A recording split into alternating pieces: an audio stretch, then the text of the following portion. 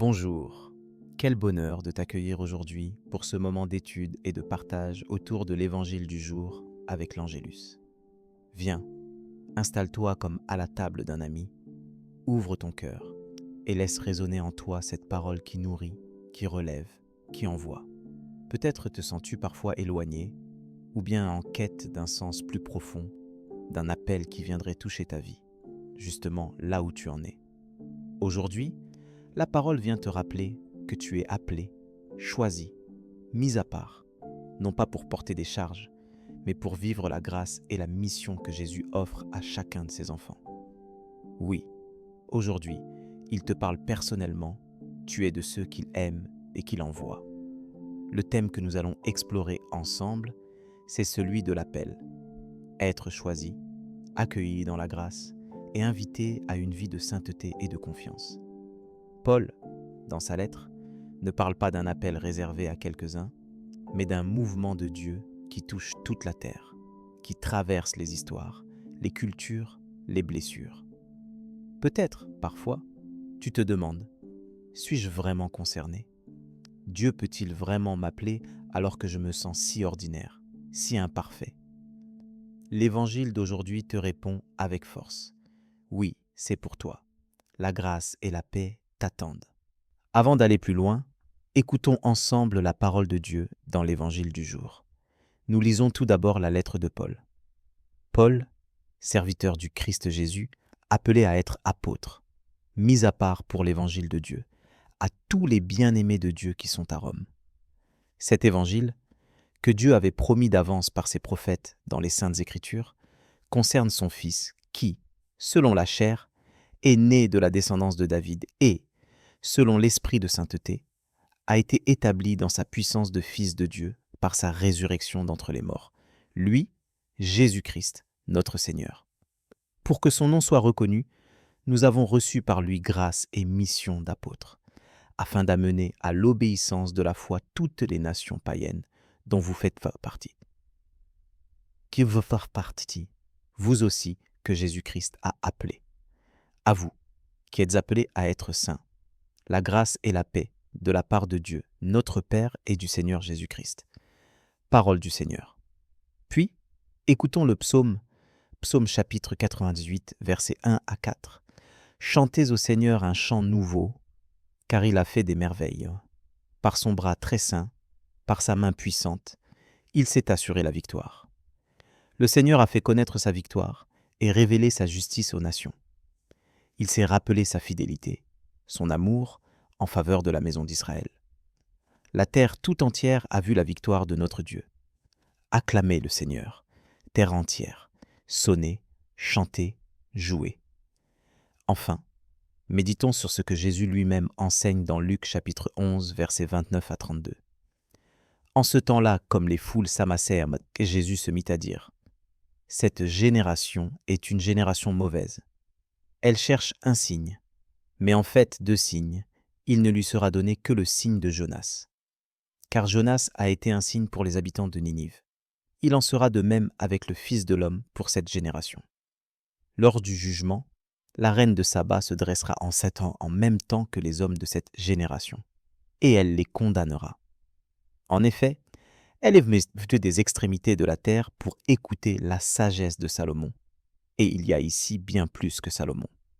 Lors du jugement, les habitants de Ninive se lèveront en même temps que cette génération, et ils la condamneront. En effet, ils se sont convertis en réponse à la proclamation faite par Jonas. Et il y a ici bien plus que Jonas.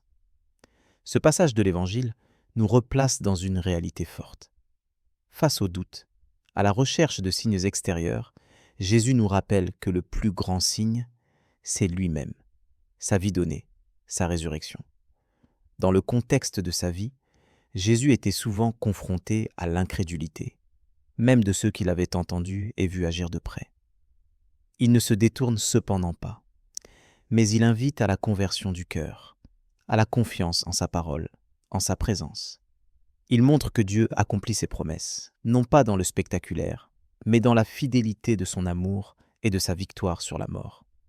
Peut-être traverses-tu, toi aussi, des moments où tu voudrais des preuves concrètes, où tu te sens en attente d'un signe pour croire, pour avancer. Jésus vient aujourd'hui te dire, regarde ce que je fais déjà dans ta vie, même dans l'invisible. Accueille ma présence, reçois ma parole et laisse-toi transformer. C'est dans l'écoute et la foi que le cœur s'ouvre, que la paix et la grâce descendent. Paul, dans sa lettre, te rappelle que la mission commence par l'accueil de cette grâce, puis elle déborde, elle t'envoie vers les autres, non pas dans la peur, mais dans la joie d'un amour gratuit. À vous qui êtes appelés à être saints, la grâce et la paix de la part de Dieu notre Père et du Seigneur Jésus-Christ. Romains chapitre 1, verset 7. Une manière concrète de vivre cela aujourd'hui, c'est de prendre un moment de silence, de t'arrêter dans ta journée et de demander à Dieu de t'aider à voir ce qu'il a déjà accompli dans ta vie. Peut-être en notant les petites victoires, les fidélités, les preuves d'amour reçues. Tu peux aussi choisir d'encourager quelqu'un, de partager une parole de paix, tout simplement, comme un écho de la grâce reçue. Comme il est écrit dans Philippiens chapitre 4, versets 6 à 7, « Ne vous inquiétez de rien, mais, en toute chose, faites connaître vos besoins à Dieu par des prières et des supplications, avec des actions de grâce. Et la paix de Dieu, qui surpasse toute intelligence, gardera vos cœurs et vos pensées en Jésus-Christ. » Laisse-moi maintenant t'inviter à prier. Approchons-nous ensemble de notre Père, confiant dans son amour fidèle et dans la mission qu'il place sur nos vies. Père, notre cœur s'ouvre devant toi aujourd'hui, reconnaissant pour l'appel que tu adresses à chacun de nous, même quand nous nous sentons faibles ou indignes. Tu es celui qui donne la grâce, qui remplit nos vies de ta paix et qui nous envoie, là où nous sommes, pour porter ton amour. Nous croyons que, par ton Fils Jésus, tu as accompli ta promesse. Tu as révélé ta victoire. Tu as ouvert pour nous un chemin de vie, même au cœur des doutes et des attentes. Aide-nous à reconnaître ta présence, même dans les petites choses, dans les gestes cachés, dans la fidélité simple du quotidien. Seigneur, pardonne nos impatiences, nos regards tournés vers l'extérieur, alors que tu es si proche, si présent. Donne-nous un cœur qui écoute, un cœur qui se laisse toucher et transformer par ta parole. Apprends-nous à faire confiance à ce que tu fais dans le secret, à croire que tu nous appelles chaque jour à une vie nouvelle. Merci pour la mission que tu nous confies, non pas à partir de nos forces, mais à partir de ta grâce. Nous te demandons de faire grandir en nous le désir de sainteté, non comme un poids, mais comme un chemin de liberté, de joie et de service. Que ta paix descende dans nos cœurs, qu'elle vienne apaiser nos peurs, dissiper les brumes de nos doutes. Donne-nous la force de témoigner, par de simples actes d'amour, par une parole qui relève ou console. Que la jubilation du psaume résonne dans notre vie. Chantez au Seigneur un chant nouveau, car il a fait des merveilles.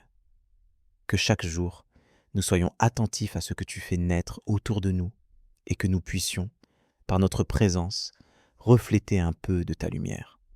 Seigneur, fais de nous des instruments de ta paix, de ta joie, de ta fidélité. Conduis-nous sur ce chemin où tu nous appelles, à être saints, à être aimés, à être envoyés. Nous te confions nos familles, nos collègues, tous ceux que tu mets sur notre route aujourd'hui. Merci, Seigneur, parce que ce que tu as commencé, tu l'accompliras. Fortifie notre foi, renouvelle-nous dans l'espérance et fais-nous grandir dans l'amour. Que ta grâce nous précède, nous accompagne et nous suive à chaque instant. Nous voulons vivre cette journée dans la confiance et la disponibilité